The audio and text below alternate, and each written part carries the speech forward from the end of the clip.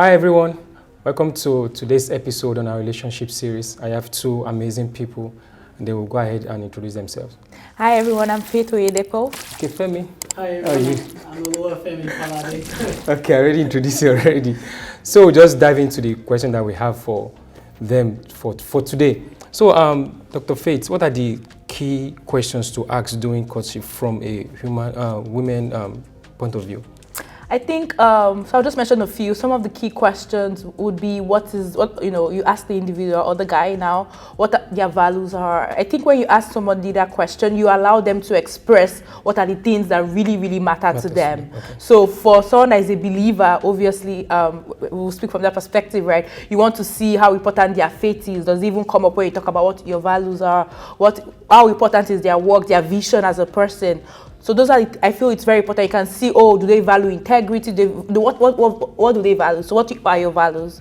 Another good question would be, what is your view on premarital counseling? Okay. You know, we live in a generation where people are like, it doesn't really matter. If your church organizes it, it's good. If your church doesn't, it doesn't matter. There are different ways you can still seek, premarital counseling. So I think that's a good question. Another important question would be on finance. It's very important that you ask in your courtship, what do you do, right? You want to get to know what is your view on saving, right? What's your view on, what do you call it, what's your spending habit? Are you a saver or you're a spender, right? That way you can know, okay, how does this person manage money and how financially responsible are they? Can you complement each other? Nobody's perfect, but that way you can know how you can work together. Okay, on that issue of finance, we'll come back and talk about that one. How about you? What are the key questions to ask you feel they should ask a lady? According to, in addition to what Dr. Faith just said, I think no question is wrong. Mm-hmm. All questions, I would specifically say ask all the questions from your childhood, because, there's same thing. You have to understand that some people also have trauma in growing. So you want to be able to capture also and to know that. Right. Of course, you're not knowing it to run away. Right. You're knowing it just to see how I can help this individual. So from there to your spiritual life to you also want to find out how dedicated, because everybody can say, I go to church. Okay, cool, that's fine. Oh, that's good. But what are the things you do in church? Let me get to know you more than just going to church. Are you committed in serving are you into any units in churches? What are your family setting like? What do you want? What do you want your family to look like? And what do you like? I also probably dive into your parents' relationship as well too. Okay. As far as are they together? What happened? Okay, how does that affect you as a person? And so definitely finances. How do you see? Okay, so you two are talking about finances. So, now. Okay. So this is the question that a lot of people, what do you think about, when your husband is down or your fellow spouse is down? What do you think you stepping up to? To step in to help, is that an issue for you? Not to say that we all pray that shouldn't happen, but things happen, life happen. Do you see it as a difficulty, you stepping in there to assist your fellow spouse? Okay, thank you. So this issue of finances, so during courtship, should the lady or the guy, should they disclose how much they are making? Well, I wouldn't probably. Maybe it'd be too early. Even in courtship, everything has a stage. I probably wouldn't disclose what at the beginning what I'm making. But of course, if I tell you that I'm a special police officer, or I'm a doctor, or I'm a nurse, you should have an idea. We all have internet. You can always how much a doctor. Even if the person is not being specific, at least you have an idea what your line is telling you that how much this person makes. Okay. Then you already have some kind of rough idea. You might not have the actual, because you don't know how long they've been doing it, but you already have a rough idea that as a starting nurse, this is what you make. Okay. So. How about you, Dr. Faith? Like the same question that I asked him, is it something that you disclose to the person? I think I agree with him to a certain extent, but I think for sure during your courtship you should disclose. I support 100% transparency, just because not everybody would maybe go ahead and do their research. I think at some point both of you should sit down and say, okay, what do you earn? Even as a doctor, sometimes if you're just starting in residency, you might be earning 50K, but 3 years down the line, that becomes 200K. Okay. That can change the whole, family dynamic. So you want to be honest. How much do you earn? Do you have any debts? Those kind of things. Okay. So I totally support that as well. Like I said, probably not at that early stage of relationship because there are other things you want to discuss. Finance, you don't want to start with finance. That's always a very you want to get to agreed on other things that matter before coming right. Okay, so is it like from your own standpoint, is it an issue when the woman is making more than the man? Like, okay, how much are you making? And they said, okay, I'm making like 300. And okay, you, the guy, how much are you making? And the guy is making 150. So is there an issue? Some guy will just feel somehow. Yeah. So is it? I mean, that has a lot to play. That's a lot of impact to play on society. Okay. But for me particularly, it's not an issue because, in fact, I'm more happier. Again, our field are different. Yeah. What I do might earn it this much, and what you do might earn it this much. And I'm not competing with my fellow spouse. I'm not competing with. So it's not a competition thing. My thing is I'm even more happy because, God forbid, like I said, if I ever low in funds, I know I have someone that can help me till I get back on my feet. So I want to say something, but a lot of people might disagree. Okay, go ahead. You know how the lady say, your money is our money. Okay. And our money is our money. I believe it's just family affairs money. It's like I currently right now, I have a family account that I put in a lot of. I still have my own personal one. Your wife too is putting something there. So she put something, but I put a little bit more than I had to. So I mean, I put even apart from what I put in regularly, sometimes if I have extra fund, we just put it in there because, like for instance, a day will come that she will be able to work because due to pregnancy. Yeah. Okay. I want her to be able to make sure that there's enough money in there to take care of every other thing that she would like to. Okay, so Dr. Faith, this issue with the lady is making like 300, like the same question. Does it have anything to do with the person? Like you see some men will be like, oh, the reason why she's not submitting is because she's making more than me. So do you have anything to like? I think that definitely when the lady is making more, there are cases where it could cause a financial strain, but it is not supposed to. There are people, if you have the mindset... So you agree that a woman... Okay. No, I agree. Okay. I agree with you. Honestly, I agree with what Mr. Femi said. I think that when the lady's making more, it doesn't change the dynamic of the home according to scriptures. The man is still the head. She's still expected to submit. He's expected to love. So which means, and I know some women might disagree with me, but I also believe it's not my money is not my money. I don't buy that philosophy. It's our money. Two have become one. That's covenant, right? So it's not just my money, it's our money. That being said, the man is still, I don't think if both of them sit down and have a reasonable conversation on, okay, because it's going to be unfair if maybe she's earning 300K, it's just an example, and let's say it's earning 100K, and then you now say as the lady 100K what? Let's be, is it okay, sorry. Is it Naira? Okay, I know it's an international audience. Let's say dollars. Okay, let's say dollars, just for everybody can relate. Okay. And then as the lady, because we've heard of situations like that, which will always, number one cause of divorce, even here in the US, is finance. So, and then you now say the man should be responsible for everything. Why you are making more? And you're making more, and you're not doing it because that's the mindset of my money is my money. You just take care of everything, and you're still expecting him to still give you out of that money and still pay all the bills. That's not reasonable. That's not, it's not even. Excuse me, but it's not even biblical. So it's not reasonable. So let me just go to another area. Who manages the money of the house, the household? Who manages the money? I know the answer. I know the answer, but who should?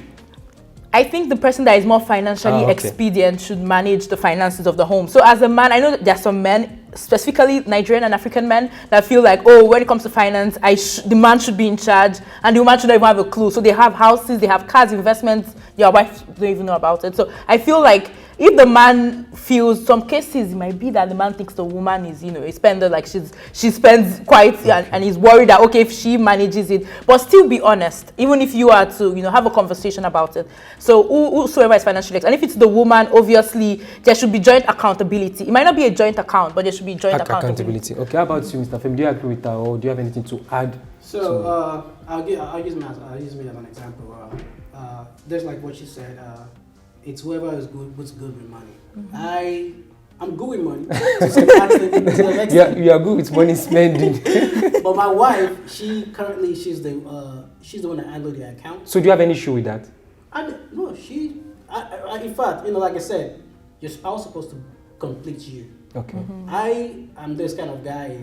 She said it to me. A lot of people said it. I give. Okay. Even if I have $50, I can give you $25 out of that money. But now it's okay when I was single because I can manage. Yeah, but now you have. Now that you are married, she knows that about me, and she knows I haven't really overcome that yet. So she take full access control. Even some bills I don't even know that already. She just tell me that everything's been taken care of.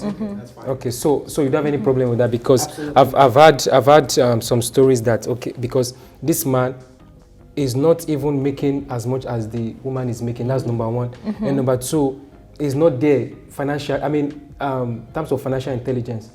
You get. So my view is to allow the woman take charge, and just control, not control. Just make sure everything is working because she has more financial, intelligence. Yeah, but you see some men are like, no, It's got the pride. Okay, I'm the head of the family. Everything need to respect me and everything. Okay, so you guys both agree that. I think it's two things. Okay. Pride and also people, pride, then social media. People, you find yourself in a society where people say, why would you let you are the leader. You are the leader doesn't mean that. You know you know how to take, you know how to handle money. Let us know our strength and weakness, and that's how we can arise to. So if you know my weakness, you come in and step in to strengthen that part. If I know your weakness, I come in to strengthen that part. Okay, thank you. So another question I have again is that how should an ideal date look like, and maybe the what to do and what not to do. Okay. Well, it doesn't matter. You just tell me from your own perspective. From my own perspective, I think, of course, I always encourage ladies because I've actually had an it was a company we having in Guinness Squad room. Of course, you don't want to go to the men's house for the first date. Of course. Please, because you're yet to know the individual. They might be dangerous as far as security is concerned. But people are going through a lot. True. So yes, of course, go pick a restaurant of a choice both you guys are agreed on. Some ladies do have preferences. Some people, some folks have a high taste. Even though I believe that whatever restaurant you guys are going, make sure you can pay. Make sure you can pay. Okay. Of course, the man will pay. Yeah. But make sure you have your money. Probably look at the menu before you pay. But at least it's still should be a welcoming environment, warming, and something that he or she. Because of course, before you guys go on a date, you probably have one or two conversations, so you have an idea of what this individual might like. Okay.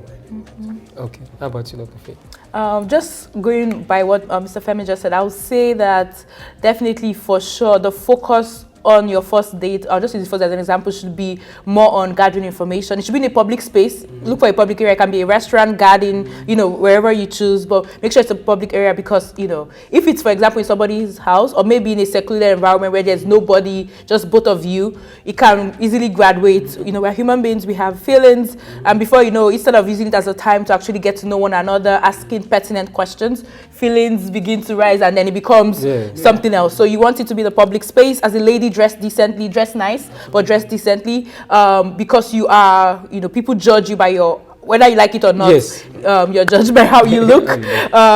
Then the third thing I would say is the focus should not necessarily be on, don't assess, as just from the woman's perspective, don't assess the man by, let's say, for example, the first date is in maybe a restaurant that you don't rate. Maybe you've been to more luxurious restaurant. The focus should not be on the glitz and the glam. during your, it should be more on the questions, getting to know that person and knowing, asking those important questions that matter to you and matter to them. Okay, thank you so much. How about, let me just ask this question. What are the 3 non-negotiable values that you think every man should have, that as a lady you need to look out for? If these 3 are not there, you should be careful of that. Like, you should be careful of that person.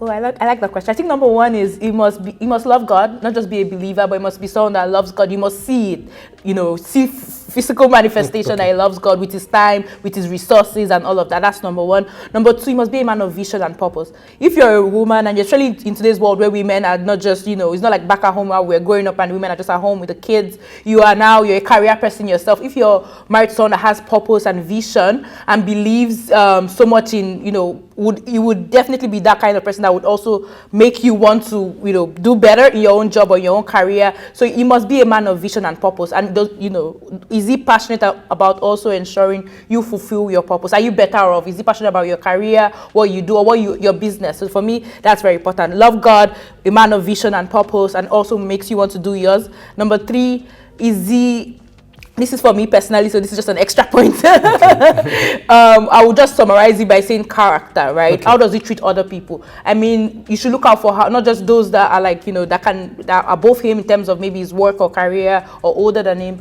but those that are below him. When you go on for your first date now, how does he treat the waiter or the person, the chauffeur, or whatever it might be, other people? Is he a giver? Those kind of things goes into character too. Okay, this thing of vision again. This is like the 3rd time I'm hearing it on this series, because I've seen guys, they'll be like, okay, the thing that guests are looking for is vision, and they will just approach this person. Okay, the lady will just ask, and women, I think they don't know what it means. Many of them just, do you have vision? The guy will be like, yes, and they will marry this person and nothing is working. So can you just like break it a little bit so that people will understand when you talk about vision? Okay, please let me clarify. Thank you, but let me clarify. When I mean vision, I'm not saying someone just coming and telling you. And they will write it. Yes, right. And this is my vision. Okay. So there's something that someone I respect so much is to say, which is Pastor Kingsley. You in the area of relationship, yes, the man must have vision, but what are the practical steps, especially in the courting stage, right? What are the practical steps? What is he doing? Because it's okay to have a vision about that you want to have, you want to be the CEO of a Fortune 500 company, or you want to open business. But what are you doing now? Can you see growth in what he's doing? The growth might not be big. It might just be, maybe he used to have 5 clients, now he has 20. Yes. Those kind of things. So can you see practical improvement in what he's doing now? And he must not be someone that just talks and he doesn't even have a job. He's not doing any. He's just telling you I have that vision. That's a red flag. Okay. How about you, Mr. Femi? What are like 3 non-negotiable values that you think a woman should have? Of course, first of all, they have to love God. Not just love God because everybody says it, but truly love God.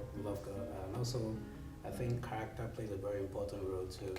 Because if I'm going to be, if we're going to be staying together, if we're going to be in a marriage, there are other people that will see us, or other people that we will interact with.